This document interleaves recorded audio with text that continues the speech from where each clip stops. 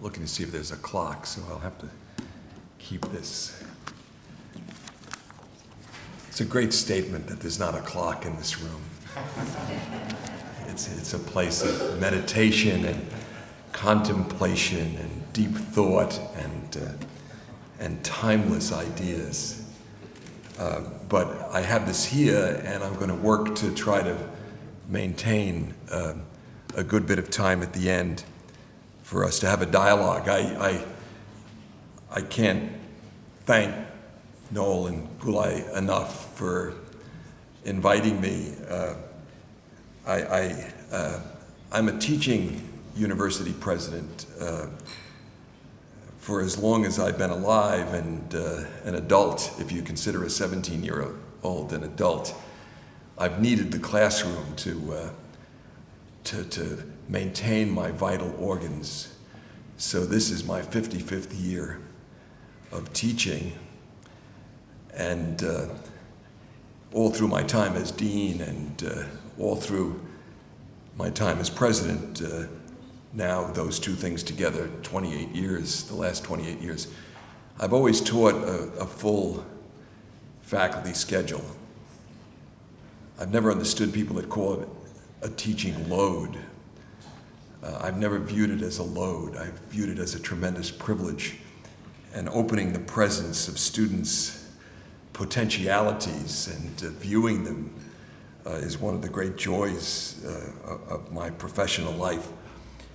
I bring this up only because I am hemmed in by the fact that I don't cancel my classes, and it sometimes requires feats of great temporal and physical prestidigitation. So it is that I can't be with you. And this is such a glorious conference. I'd love to be here throughout the whole thing, but I've just gotten in a few hours ago because Sunday's the first day of the week in the Emirates, and I teach 2 classes every couple of weeks in Abu Dhabi, and my classes at NYU are on Tuesdays. So I have to get back. Usually I have a wonderful rest to prepare me for the week. Give me a plane, don't give me any food, don't give me any wine, just give me something flat. It can be the floor, if that be, and a 14-hour flight, and it's heaven. It's heaven. No internet. You can do writing, you can do thinking, and you can do sleeping. I end up coming back as if from a spa. But when they proposed this, I couldn't resist. So it was the 2:40 a.m. flight from Abu Dhabi to here this morning, and I have to get a flight back this evening to be back for class tomorrow. So I apologize to that. I know that I will be the lesser for it. I think one of the things that brings us all here is this extraordinary university. It's been a pleasure. I've known of it from the distance. Istanbul you'd have to be somehow numb as a human being not to have Istanbul in your list of favorite cities. It's such an extraordinary place, especially for people that have the gene that Noel has just described. This kind of this uber gene, this cosmopolitan in the classic Greek sense of the word cosmopolitan gene.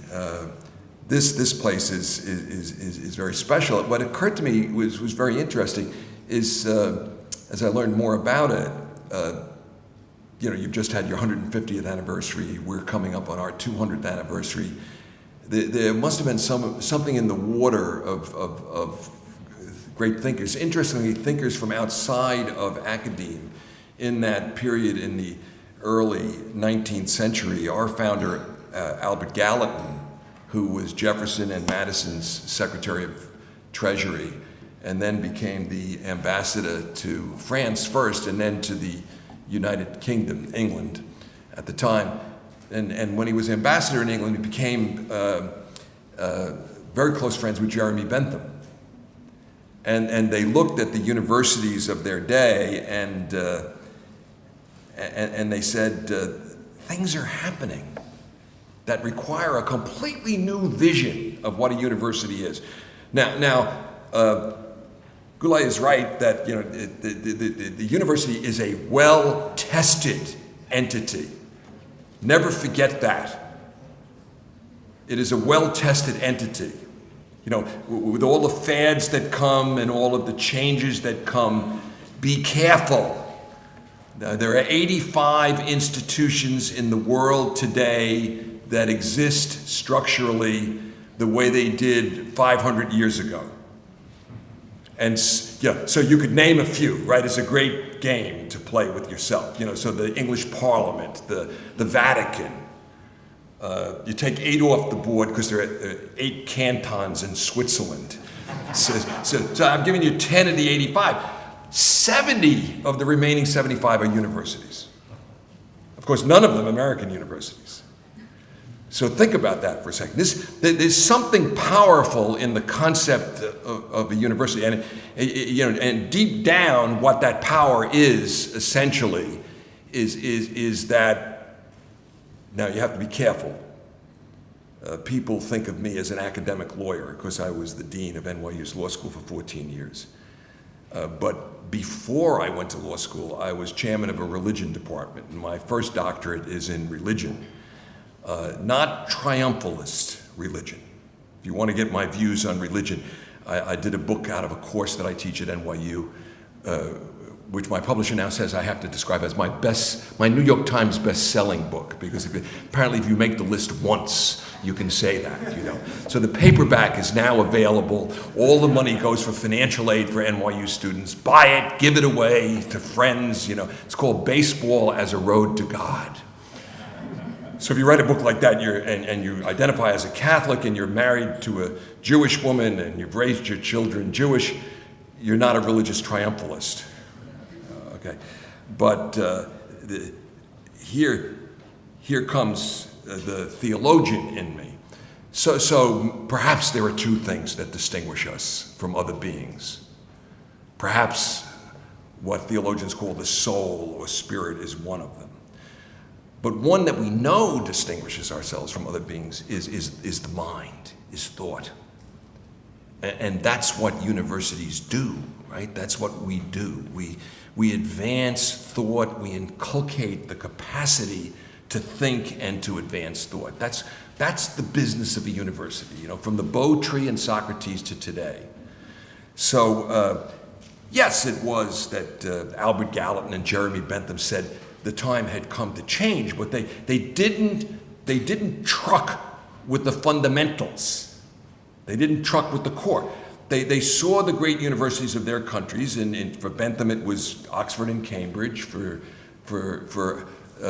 Gallatin it was the Ivies, and they shared certain characteristics. They were available only to the elites. They were highly theoretical, il penseroso, Milton's il penseroso. They were typically way out in the country, right?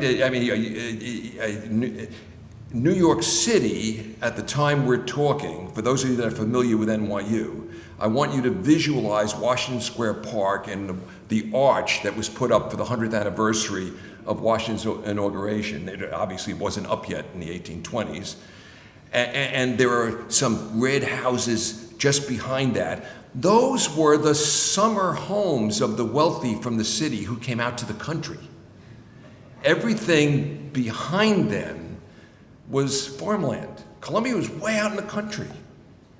And the grid was not laid down. 14th Street and above is where New York, Manhattan Island begins to make sense, right? You get below 14th Street and you really have to know a native like me, because the streets are spaghetti, right? They're intersected and twist around, and there's actually one intersection of West 10th and West 10th. So no matter which way you go, you're on West 10th.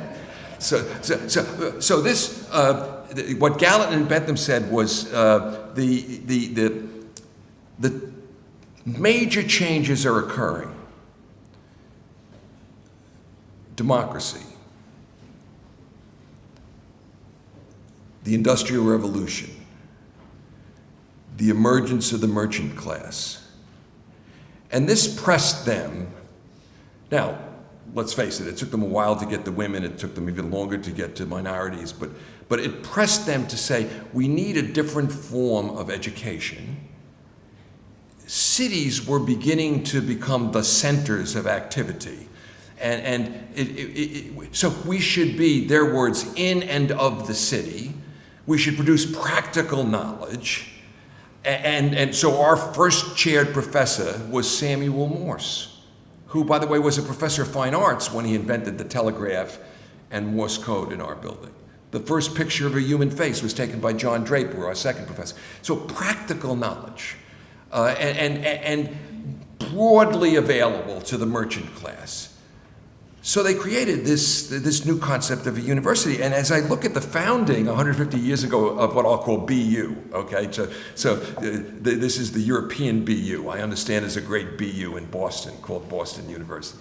But but your founding, even if you go down to the statement of purpose and the mission of your university as it was laid out by Hamlin and Robert, it's really the same kind of idea.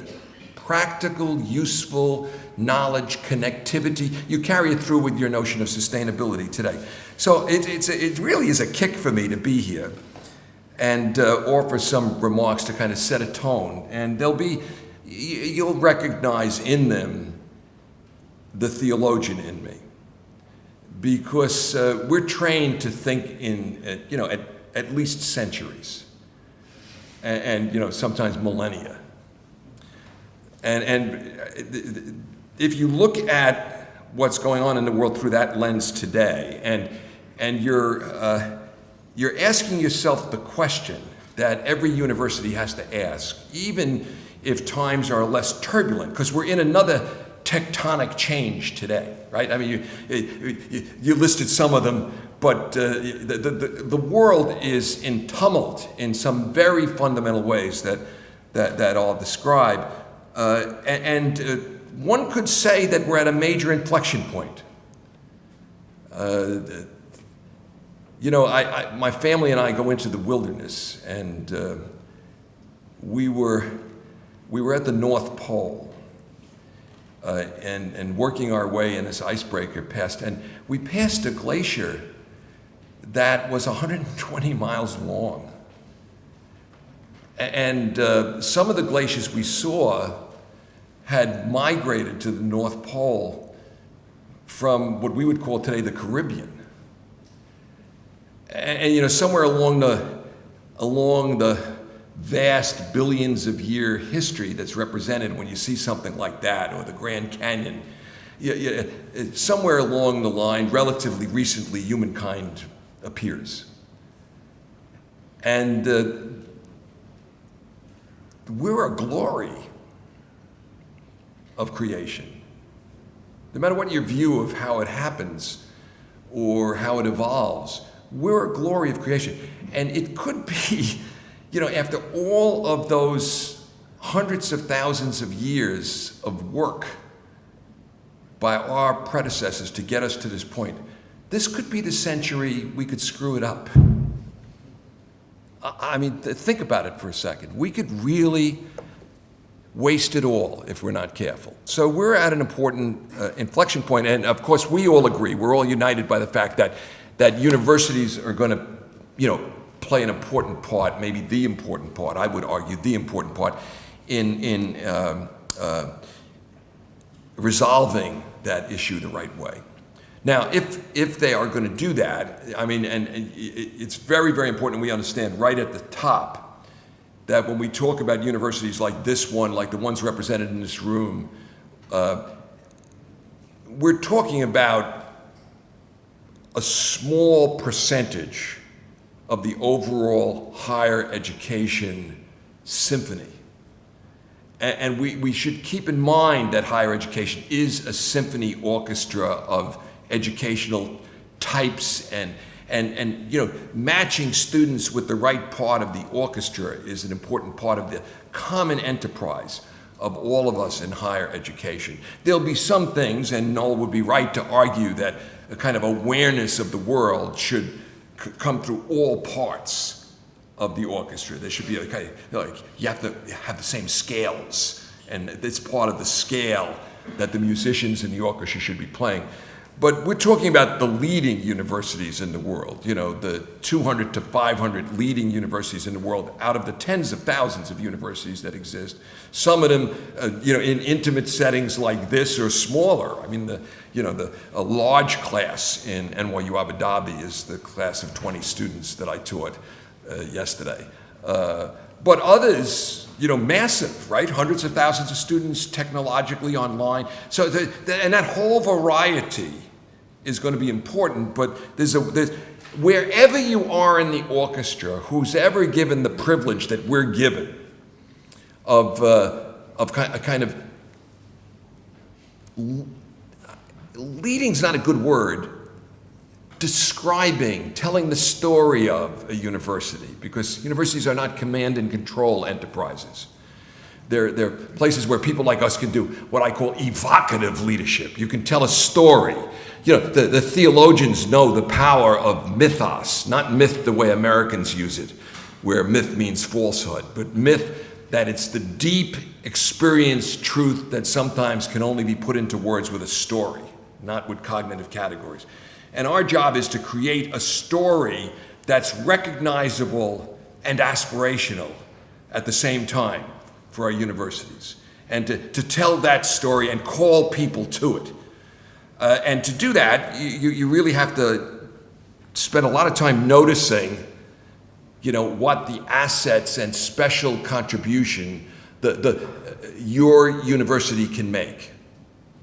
And we're in a privileged position, given universities like the ones that we lead. It's a very special place to be, and arguably, at least in some ways, it's the most important place, because it will. What happens at the great thought-leading universities of the world will permeate all the rest of the orchestra. So the Jesuits had a phrase for this. Business people have a phrase for it. Since we're educators, we're not allowed to use the business phrase for it, which would be value proposition. What's the value proposition? You do that, and right away, this is further evidence. Sexton in Istanbul, in front of educators, said value proposition. More evidence of the corporatization of NYU. So you use Latin, right? So the Jesuits called this the ratio studiorum. And it works for everything, right? You have to know what your ratio studiorum is for each class that you teach. Each course, which is an ensemble of classes, which major, and then working its way out. It's another way of saying what we should ask ourselves every day as individuals. Everybody in this room won the lottery, right? We were born smart. We had nothing to do with that. It just happened to us. But that then imposes on us the obligation of using that talent and what comes from it in a useful way.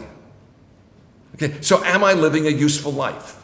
That's the question we have to ask ourselves. When you're the president or leader of a university or a dean of a school or even given a classroom, the answer to that question, at least with regard to your professional life, is very much tied in, is how is NYU useful?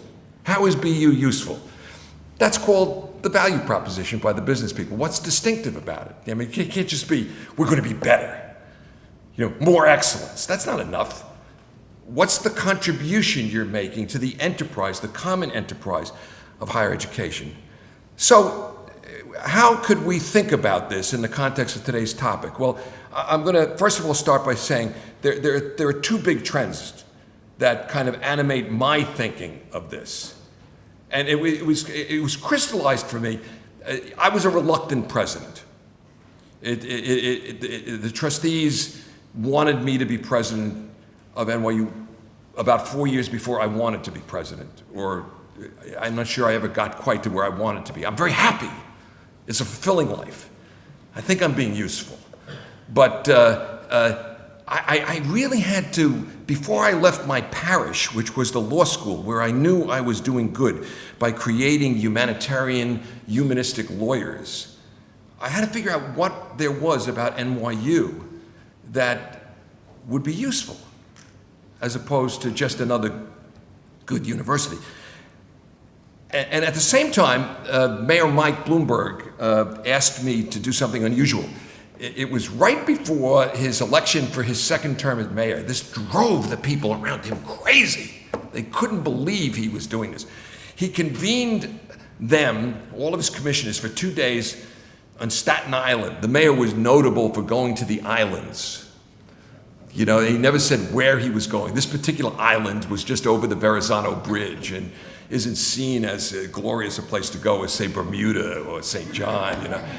But the mayor was off in the islands, and there I was, and I was given the job of saying, this was 2004 or 5, what will it take to make New York City a world capital city 50 years from now? It was kind of a thought exercise. You heard me talk about some things, which I'll share with you now to begin with. So the first big trend that I began to notice about 5 or 6 years before that, and Mike had heard me talk about it at dinners and things like that, was that what I call a network of idea capitals was developing. Now I know I'm delighted that there are people here from Brooklyn. And I understand that for many of you, and I admire this, English is your second language, and to listen to someone that speaks English in Brooklyn, you know, says things like coffee and park is hard. So the word I just said is idea, I-D-E-A. It has no R in it, okay? So thought, that's an easier word. Thought capitals, but I called them idea capitals. So there was a network, and there are different leagues. If you think of this as soccer, for example, the UK soccer, there's a Premier League that's developing, but then, you know, cities will get relegated down to the next league and so forth and so on. And so these idea capitals are developing, and what's happening is that these idea capitals, and let's say there are 12 or 16 of them in the world, they're magnets for talent, and will be magnets for talent on a going forward basis. I began to notice this in recruiting faculty. Many of us in the room are involved in recruiting faculty. Now, if you're recruiting a great neuroscientist, there are 2 things that neuroscientists want. They want other great neuroscientists, right? You've got to have a critical mass of people. They want to talk to people about their passion, neuroscience.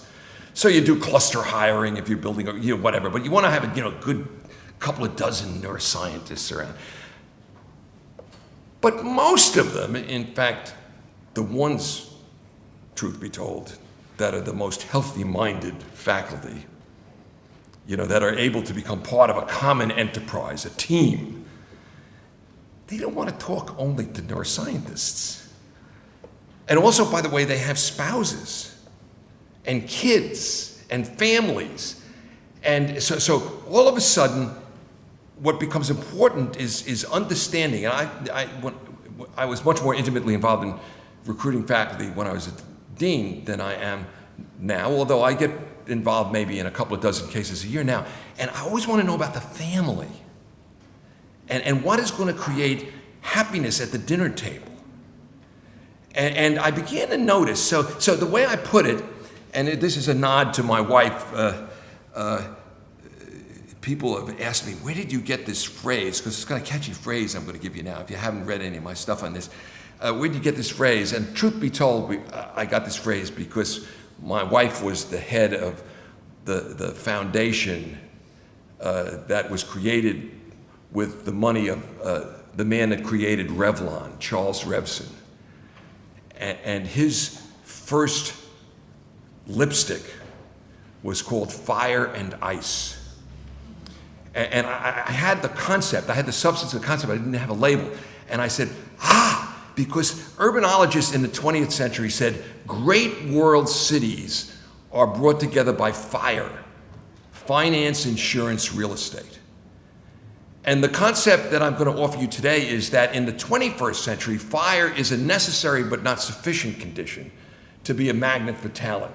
That what's necessary is ice as well, the intellectual, the cultural, the educational environment that attracts smart people, fire and ice. And that was the theme I began I began to hit with Mayor Mike and his people, and it became a theme that began to animate my thinking about what was happening in the world as these idea capitals developed. You know, Daniel Patrick Moynihan was asked in the 1960s in India, how do you create a world-class city? And he said, create 2 world-class universities and wait 200 years. But if you think about it, universities are a critical element of fire and ice, both because they're consumers of ice and producers of ice. I mean, I can feel this very, very much in the role that we're playing in the Emirates, for example. Yes, we have NYU Abu Dhabi, a liberal arts college, a research university, all kinds of faculty research going on. But equally important, we run about 30 conferences a year there. We have what we call the NYU Abu Dhabi Institute, which is a series of speakers, 2-3 a week. And it becomes the cultural fabric of the city as we make Abu Dhabi one of these Premier League idea capitals. So universities are important for that. So that's the first concept, and that's relatively benign. Nice analogy, if you want to think about it and tie it back into universities, is I could probably do one out of the crossroads city of Istanbul. I use the Silk Road if I'm in China. But let me just go with my Jesuit European background, the Italian Renaissance. Okay, so if you've read Jacob Burckhardt's History of the Renaissance in Italy, if you had said to Leonardo or to Michelangelo, you can only do your art if you do it only here in Venice, you would not have gotten them, right? They were part of an intelligentsia, a creative class, a gifted class that wanted to circulate among Milano and Rome and Venice and Florence and so forth and so on. Okay, just freeze that thought for a second. Think of this Premier League of idea capitals together. I'm going to submit to you, and I could give you example after example after example where we've already demonstrated this with what we've done at NYU, if you want to when I come back in questions. But by and large, the modern university says you can only do your art if you do it in Venice. We say to our faculty members, essentially, you have to stay in situ. And it's ironic, isn't it? Because universities have always operated beyond sovereignty. You know, and of course, as the two of you said, today the issues go beyond sovereignty. But even when the issues were more local, and even in disciplines that are more local, there's always a world network. I've been blessed in my life with a friendship with an extraordinarily bright person who was, for my mind, a terrific leader. People have different views on that, Gordon Brown. And we were having breakfast once, just the two of us, and he knew more about NYU than he should have. And we were talking, you know, he's saying, you know, I love this idea you have of kind of a circulating world. And I said that phrase to him. I said, Gordon, universities have always operated beyond sovereignty. And he always kept a pad there. And he wrote it down. He said, I love that phrase. I'm going to use that phrase, beyond sovereignty. And I remember saying to him, Mr. Prime Minister, this is why your polls are in the tank. I said, John, president of the university, okay to say beyond sovereignty. Gordon, head of government, not a good idea to say beyond sovereignty. But you know what? He taught me something. He said, you're wrong. You're wrong. The network is going to be developing regardless. And the key question is, will London, will New York, will Istanbul, will Abu Dhabi, will Shanghai be Premier League stops? And what role will they play? So this force is there. Okay, second force. The world is miniaturizing. It's growing small. We call this interdependence. We call this globalization, right? For me, some of us have been thinking about this since we picked up in college back in the 1960s the writings of the great Jesuit theologian Teilhard de Chardin, who talked about how, you know, it was inevitable. Now, he saw it theologically. he took the doctrine of biological evolution and married it, even though at the time Catholicism and Christianity widely saw evolutionary biology as an attack on its theory of the creation and evolution of the world. Teilhard took it and said, no, it's a wonder, and there's a metaphor here for spiritual growth. I'm not here to preach to you. I'm going to say there's a metaphor for a progressive view of the world that you heard from Noel when he was up here.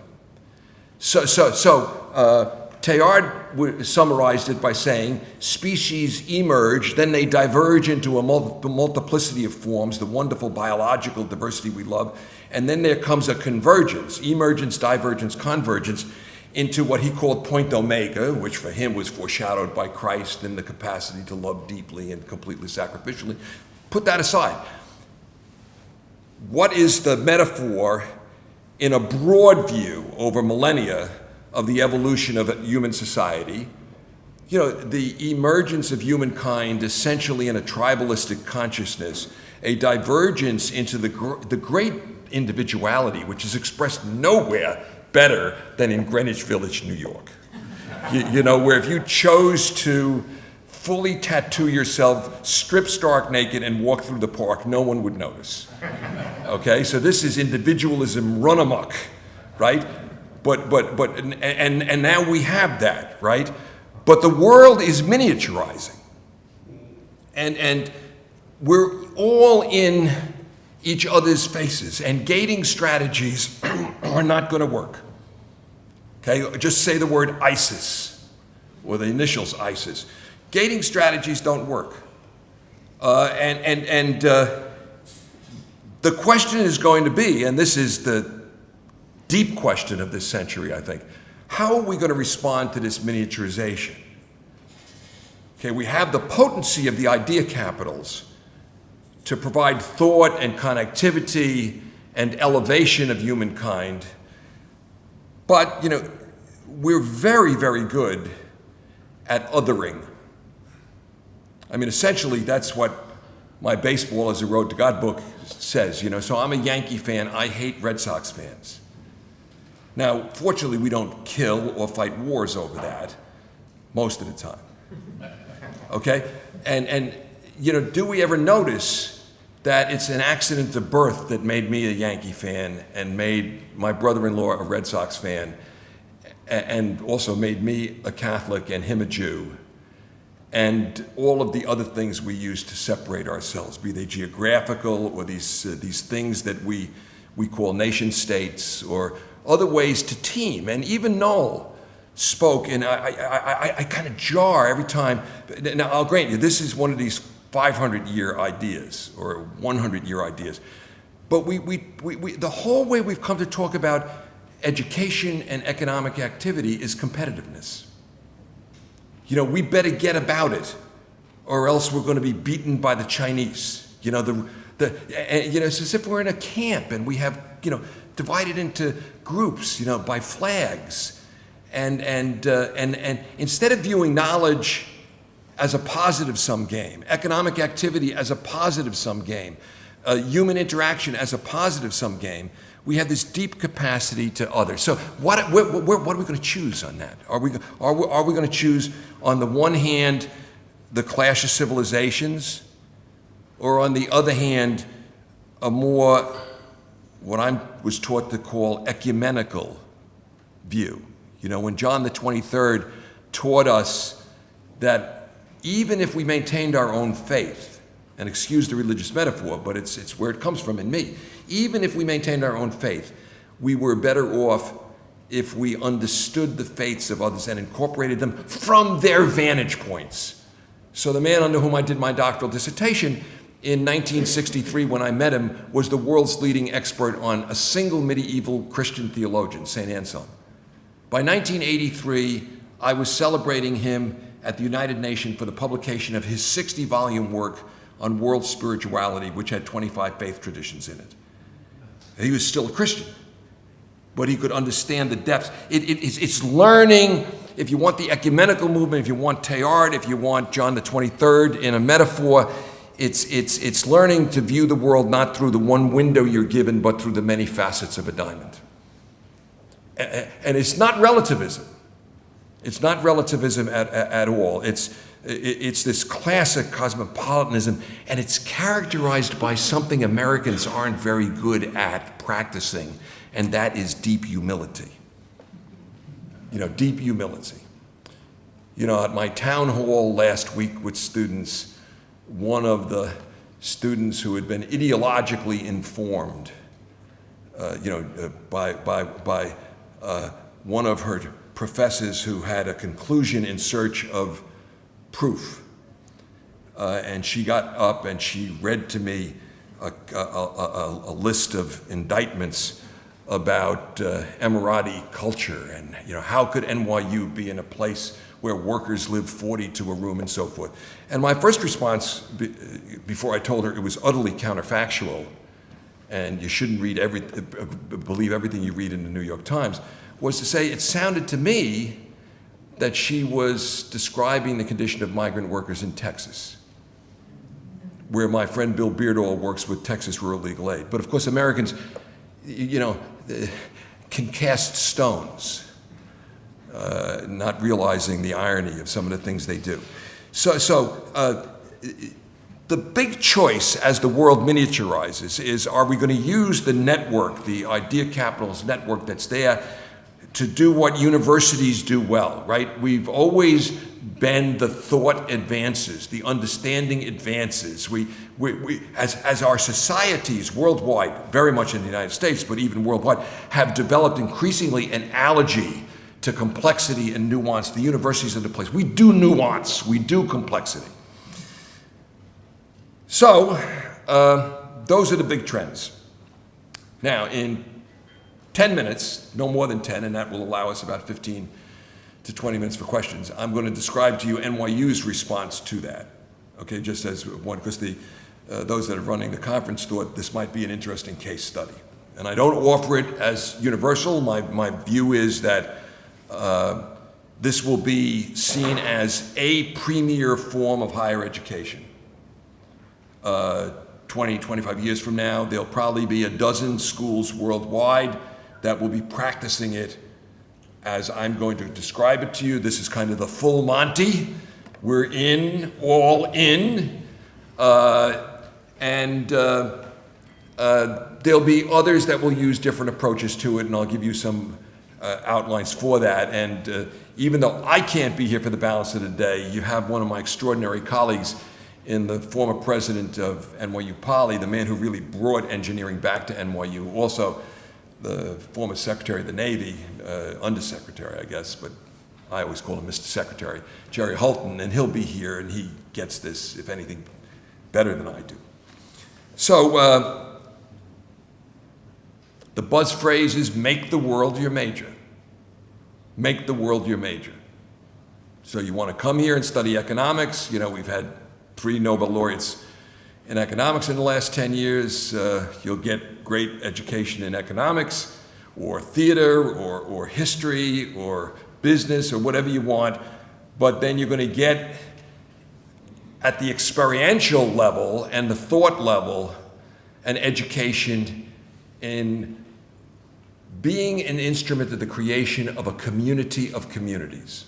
So the view of the world is not homogeneity, but a community of communities. The elements of a watch, each identifiable, but interlocking into a whole that's greater than the sum of the parts. That's the Teilhardian view of the next stage of human development, okay, taking the theology out of it, is that we are a community of communities celebrating simultaneously the wonder of the diversity of creation and the joy it gives us to be able to see through those many facets of a diamond, and on the other hand, the commonality among us and the common enterprise of being human that's not competitive, but is a positive sum game. So, very quickly here, let me start by saying what NYU's, so the phrase we use is global network university, what it's not. Okay. It's not a branch campus system.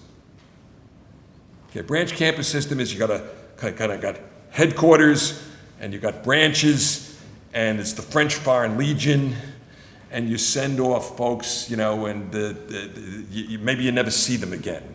But they're over there, they got your uniform on, and it can be of varying levels of quality. Okay, some of it is frankly designed simply to bring revenue back to the mothership. Okay, we're not that. We're not an international global footprint like IBM or something like that. I talk to the people at IBM, and they feel they're very much siloed in their various enterprises. The best phrase I've been able to come up with to describe what we are is we are an organic circulatory system which creates a new structure for the university, which is present in the premier league idea capitals of the world. Not all of them, because we can't be every place, but you're going to see we're on every continent. And you circulate. And this is all about quality. So I read and I take seriously the dangers that are described, by the dean of the Harvard Business School. I take that seriously. This, in my view, is the best way to maintain quality, and it's an irresistible talent magnet for a disproportionately high share of the high talent people in the world, because they don't want to just do their art in Venice, or their spouses don't, or they don't want for their children that world, or whatever.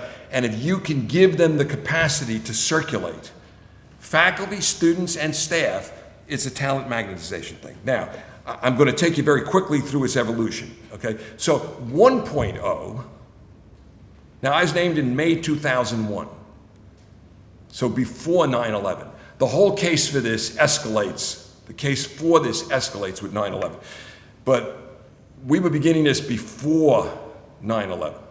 And it was simply an accident of my being involved with two friends, a fellow named Dan Doctoroff, who later became deputy mayor in New York, a brilliant guy, had just finished running Bloomberg, the financial side for Mayor Mike, and a fellow named Jay Kriegel, who was deputy mayor under John Lindsay, a great mayor of New York 30 years earlier, who's just Jay's everywhere. He's the Zelig of New York. And the two of them had decided they wanted to get the Olympics to New York. And I was the third wheel. And they came up with a punchline for the Olympic bid. And I said to them, I don't care if we get the Olympics. You've created a view of what New York is. That is the mythos that we should be using to describe the city. And it was this. The punchline for the Olympic bid was, come to New York, the world's second home. Every team will have a neighborhood. Whew. Think of the power of that. So, I stole it with their permission, 1,000%, So we now, we sat at Washington Square, no campus, half of our buildings not next to NYU buildings, can't even see an NYU building, no gates. I used to say no grass, but I realize that is a double meaning, so I say no blades of grass. Okay. And we felt the burden of Columbia's Shangri-La campus, right? You go through that gate, you could be, wherever, right? What a contrast. And suddenly, thanks to Dan and Jay, I said, wait a minute. Our cacophony, our complexity, the fact that we don't do big-time sports, we never gather except at graduation in Yankee Stadium when we do it gloriously. We never gather as a big crowd at NYU. If we get 100 people for our sporting events, we do Division III, okay? So it's all micro communities. So this becomes a learning opportunity. And then, think of this, you've got New York City. You can hear the prayers, the language, taste the food, hear the music of every country in the world by getting on a subway. So we started running buses. Saturday and Sunday, there'd be buses in front of the library, and kids come, they get on a bus, and they go to wherever. And there's an old timer there with a restaurant, happy to give you a discount meal, and it's got a map, and he's talking the language, and the music is playing. And if you do that Saturday and Sunday, 14 weeks every semester, you can visit 200 countries. by the time you graduate. And this is not Epcot City. This is the real stuff, right? The real stuff. So it was just this vision, because New York is the first ecumenical city. 40% of the citizens were born outside of the United States. And New York City's public school is the first public school system in the world that could say that that public school system has in it kids from every country in the world, born in those countries, not descendant. And you know what? The people in those neighborhoods, they may be Irish like my ancestors, or Italian, or Turk, or whatever. Yes, and what they are, they're New Yorkers. You know, I talked to the prime minister of a major Northern European country. He says to me, I've got people in my parliament that refer to themselves as Turks. They're in his parliament, not the Turkish parliament. So New York is the first, uber community of communities. So you begin teaching that, okay? So then the next logical thing, 2.0, is, it's nice to visit the Italians in Little Italy, but shouldn't we take them on their turf? It's all about getting out of your comfort zone. It's this second major. In addition to the economics, you're getting the world as your major, building a community of communities as your major. So the second, you open up a study away site in Florence. And a real study, because quality, remember, it's about quality. So the courses, the faculty, they're NYU courses, they're NYU faculty. You've got an internship program there. You've got extracurricular activities. You've got all of the student life things that are important these days, student wellness, especially if you're going to get them out of their comfort zone. You've got to be able to say to their parents they're going to be safe. And so my daughter went to Yale. Heavy headwinds against studying away. Heavy headwinds, to the point where when my wife died suddenly on Katie's first week of her second semester of her freshman year, and we went up and said, she wants to be home with her brother and me, can she take 4 courses with award-winning professors at NYU? The answer was we only allowed 2 courses to be taken away, of course, the Yale way, which is wonderful, of course. She got a great education. Only 2 courses. Being a law professor, I used the Socratic method. I said to the dean I was dealing with, does Yale take transfer students? Yes. When they come, do they get credit for their year before they were here? Yes. I thought that was the end. I didn't think I had to ask the next question. But the result was Katie took 2 courses, no more than 2 courses at NYU, and had to go up to Yale because she wanted to go back as a sophomore. Wanted to go back up to Yale during the summer to take 2 courses in a Yale building that were taught by New Haven high school teachers. But it was the Yale way. And when she went to study away in Prague, she was in a hostel, and it was a Yale professor that was there for the summer, but there were none after. So when she was mugged on the streets of Prague, there was no one to whom she could turn. Thank God we have a study away site for NYU there, and we could mobilize everybody. So you develop a network, so that's 2.0, study away sites. So we now have, and I'm going to do some double counting, you'll see in a moment, 15 study away sites, high quality courses, pathways. So if you're a pre-med, you can't go to all 15, but there'll be 5 of them where you can get organic chemistry with a first-rate teacher. Or if you're a Tisch student in dance, there'll be 3 that you can go to, et cetera, et cetera, et cetera. So the departments and schools and units have taken ownership. This is the quality part of it, you see? Because if it's a circulatory system as opposed to a branch campus system, and that person that takes Economics 101 in London, because each of our sites has personality, right? So it's going to be in my Economics 201 class. I care about that. And I'm going to care about who's been appointed to do it and what the content of the course is, because it's articulated into my department and part of my major. So 15 study away sites on 6 continents. 3.0. We looked at this and we said, if we want to be the first ecumenical university, where's the Arab and Muslim world? Okay, and then the question was, okay, can you do it? And we started looking, and that was when we discovered this extraordinary leader, Mohammed bin Zayed, in Abu Dhabi.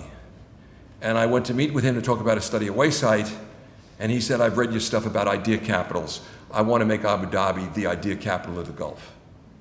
Would you consider creating a full presence of NYU? A to Z for students, with study away, of course, and students from anywhere in the world. And he went a step farther, and he said, we've been blessed here. And this man is extraordinary. I know, look, until about 2 years ago, half my faculty thought we were in Abu Dhabi. Okay, so I mean, which almost proves the need, right, to be there. Okay, and the level of ignorance, the fact that people don't know who Zayed was, the founder of this country. Okay, and I'll tell you, in Zayed and his son Mohammed bin Zayed, I mean, I've been privileged to know many heads of government, heads of state. These are people, I can't speak for Zayed, but Mohammed bin Zayed is as close as I've seen to Plato's philosopher king, thinking 50 years ahead. His father, a Bedouin who'd never been in a classroom, said the key to the future is the education of our people and the education of the world. And he says to me, I want to create here a university that's fully integrated into NYU. Start with a liberal arts college. And build graduate programs, build a research program. So it's the Henry Rizovsky, Jaroslav Pelikan Research University, liberal arts undergraduate education. And do it for the best students in the world and find them wherever they are. And we found them. And the first class we brought in 5 years ago, we only wanted 100 students. And we had recruited the president of Swarthmore to be the dean, call it vice chancellor there, because outside the United States that gives him status, and I'm the chancellor, so he can be vice chancellor. People in New York say, oh, that's okay, but people outside New York say, ooh, he's vice chancellor. So Al Bloom had gone over there, and we brought in the first class. Al had said to us, you're going to get a 60% yield. That's what Swarthmore gets. So if we want a class of 100, make 180 offers. But when the kids saw each other, we got a class of 150. And with SAT numbers and grade point averages as good as Harvard's, the very first year. That class just graduated last May. By the way, the class has gotten stronger each year. We had a 90% return on our Office of Admission last year. 15,000 applications for 150 spots. Okay? And kids from every place. And we graduated 140 kids last May, and from 48 countries. And not people in the Emirates from those countries, people literally from the countries. 48 different countries. Median kid speaks 4 languages. And 31 of them came from families where when we brought one member of the family in for graduation, that family member had not been more than 5 miles from home. So just to give you one example, because it's important to my thesis, a young man named Musbah who homeschooled himself till the 8th grade in a tribal village in Ethiopia, walked 5 days to Addis Ababa, persuaded the international school to accept him, and they found out 6 months in he was living in a cardboard box home he had built for himself, no electricity, no water. They gave him housing, graduated number 1 in his class, graduated magna cum laude from NYU, Abu Dhabi last year. And just extraordinary. Out of 140 kids, 3 of them are right now in Rhodes College, Oxford. Think about that for a second. First graduating class, 3 to Rhodes College. When the Chinese saw that we were doing that, so Abu Dhabi was 3.0.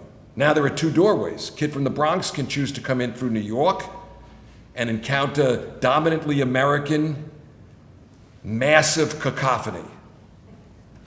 Or come in through Abu Dhabi, where you better so we just moved to the new campus, we'll be expanding to 2,000 undergraduates, 1,000 graduate students. But on the former campus, we had 700 students, 102 countries represented, and every sector of society. So you can't avoid people. It's a tight community. Communities there easy. Over here, you've got to really work at getting community. And then in between, the Chinese came to us and said, we want to do the same thing, and that's how NYU Shanghai happened. Fully government supported there as well. We're the first American university to be licensed as a Chinese university. So we get Chinese funding for our research competitively, and They built us a campus. That campus is just completed as well.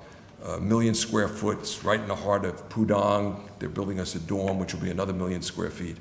The Abu Dhabi campus is 3 million square feet, 21 buildings, and fully operative now. And the Chinese is somewhere between these two, third doorway. Half that class is Chinese. But you can't apply to us unless you're in the top 60,000 of the 12 million Chinese high school graduates. So you're already in the 99.9th percentile.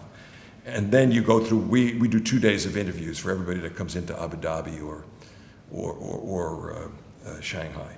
So now there are 3 doorways. This is 4.0 for kids anywhere in the world. It's all connected technologically, so you can have classes going on in the 18th. So we're all in on this, and we think that's the way to maintain quality, because our faculty circulate. So, I was walking across Washington Square Park last Thursday, and from the second floor of one of our buildings where faculty live, I hear, hey, John, and it's Judy Miller, one of our humanists, and she's waving, as she said to me yesterday in Abu Dhabi, like a washerwoman saying hello to me, hanging out her window in New York, and 2 days later, there she is back in Abu Dhabi where she's teaching this semester. In closing, I'll offer this. There are going to be many ways to do this. So I came over on a Turkish airplane that was an Etihad plane and a JetBlue plane. So there's going to be code sharing, okay? That's going to be one way of doing it. Not simply MOUs and alliances, but deep, because remember, quality control is going to be key, okay? At the other end of the spectrum is the old kind of study away, which was academic tourism. You use your elective subjects, it's not integrated, you may not get credit in your department, but you're in Paris for a year, whether you go to class or not, or the sports staff. That's kind of passé. But there's a significant way to do it, less aggressively than we've done it, which I call code sharing. The key thing that I think all of us have to be conscious of is that it's, I think this is what Abu Dhabi has proven. I've believed it for a long time about the United States. But what Abu Dhabi proved is this. There's talent out there.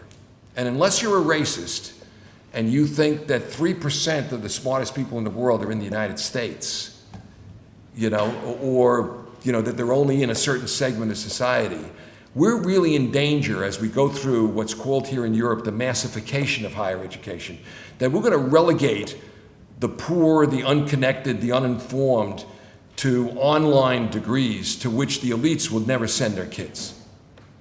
So we got to develop ways to search for the talent that's out there and bring them into the 200 universities to 500 universities I started talking about. And there are ways to do it.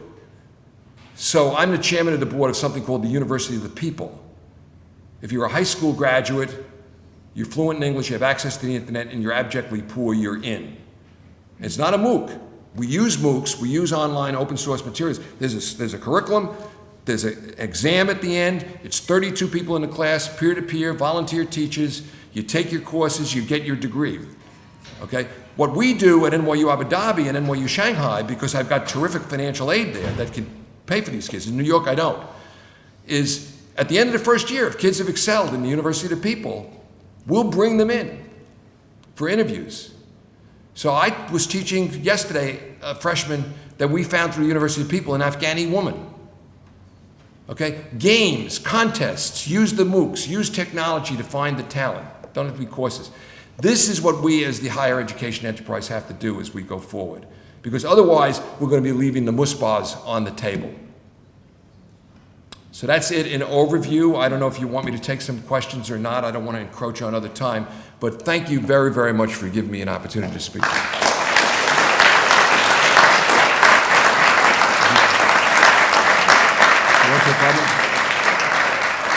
Questions, challenges? Don't stand on formality. Yes. Do we have a microphone so that? No, but they want you on the tape, I think. Thank you. My name is Melissa Abatze. I work at the Office of International Programs at Koch University. It's a private not-for-profit university here in Istanbul. One of the challenges that we are starting to tackle and think about is how do you measure the skills of the students in terms of their global awareness, their intercultural skills. So it's very good and nice to say we send out this number of students per semester to these locations and they come back with wonderful stories, anecdotes, videos, Twitter tales. But it's how, as a university, are we measuring what they gain from a study abroad experience, and how does that translate later into their attractiveness as employees or as future entrepreneurs when they come out of the university. So this is something that we're starting to explore and looking at different models, and I wanted to know how does NYU does it. So this is an extremely important point, and if you do pick up the book Baseball as a Road to God, there's a movement in American baseball called sabermetrics, which reduces everything, to a formula and different elements and so forth. And I say in the book, I'm all for evidence, right? On the other hand, I don't want the measurers to overwhelm the creativity that an old timer can see, like we just had in New York, a great baseball player named Derek Jeter. My favorite baseball player of all time is a fellow named Jackie Robinson. You couldn't capture them fully in the evidence of the measurers. And I haven't been re-invited. I was invited to give the keynote 3 years ago of an OECD conference on this topic. And I got up and the theme of my speech was beware the measurers. They will rob you of your soul. And the measurers, I've got a president in my country who's about to put out a ranking, an official Department of Education ranking of the universities and colleges in the United States based on something that his people are calling, quote, a return on investment, close quote. Well, I'll tell you something. What the Jesuits taught me was the essence of my education, was not the salary I got in my first job. In fact, they would be very upset with us if we said that our education prepared us for our first job. And I pointed out to the President of the United States that in the first 15 years after he graduated from Columbia and Harvard, he had a negative rate of return on his investment in his education, even if his financial aid was counted, because he was a community organizer. So we have to be very, very, I'm not arguing against measurements. What I'm saying is that we have to be very careful that we have a broad gauge of measurements, some of which will be the easy quantifiable stuff that the measurers will be inclined to stop once they measure them, because they've got an ability then to create a defensible articulation. My submission would be that could be very dangerous, and we've got to get qualitative judgments in. But that we should be measuring is beyond cavil as far as I'm concerned. But we have to make sure that we don't suffocate into some rigid formula that then you begin, we know what people do then, right? They teach to the test. Yes, microphone?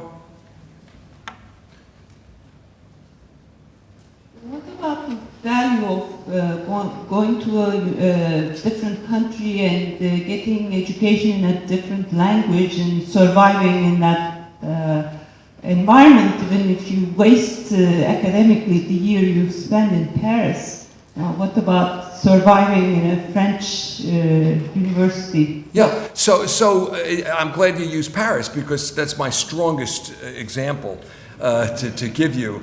And if you'd used Tel Aviv and I switched to Paris, you would have said, wait a minute, what does that say about Tel Aviv? So it's all, we're very conscious of the bubble danger, right? The danger you create an enclave. And now, when you got kids, 700 kids, and they're from 102 countries, there's a little less danger of the bubble of the world, but then do they get into Emirati culture? And not just expatriate culture, but into the real Emirati culture. So we're constantly on this with our students. Every student that goes to a study away site has to become at least conversationally fluent in the language. And we're pushing them out of their comfort zone, and we're urging them to go a step farther than they're comfortable going. but we want to give them a spectrum of possibilities. So if you go to our study away site in Paris, which is nestled right in the middle of the Sorbonne, it's a beautiful building, and we've got beautiful dorms and, you know, all of our people there and everything else, but you're very much in the throw of things. You can take the NYU Anglophone course of study, where most of your courses will be in English. You can take the NYU Francophone course of study, so there'll be NYU courses, but in French.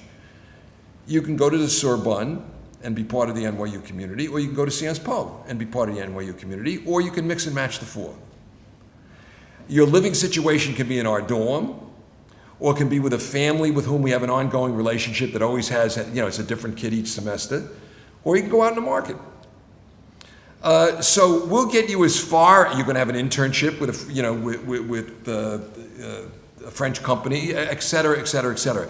We'll push you as far out as you can. And we've found, I mean, we now have 60, 70% of our students doing one of these high quality. We don't count it unless it's a semester. So if you go for 2 weeks, we don't count that. Okay, we have J-term courses that are 3 weeks and June-term courses that are 3 weeks that they can do other countries. We don't even count that when we do our international statistics. Full semester, and I'd say half the class, close to half the class now, is doing 2 semesters away. And you could, well, the valedictorian of one of our schools last year had done 5 semesters away, because we've now made it possible for people to start in London, Paris, Florence, and Shanghai. If you do your freshman year study away, then you can really, in the upper years, because of these pathways, you see, that's the key. You got pathways. And you can get as far out as you want. And we encourage you to do it. But it's a question of making your parents comfortable and you comfortable and doing that. I really want to thank you very much. I'm going to hang around for at least another, I want to hear the next speaker and then go on. So thank you very much for giving me the opportunity.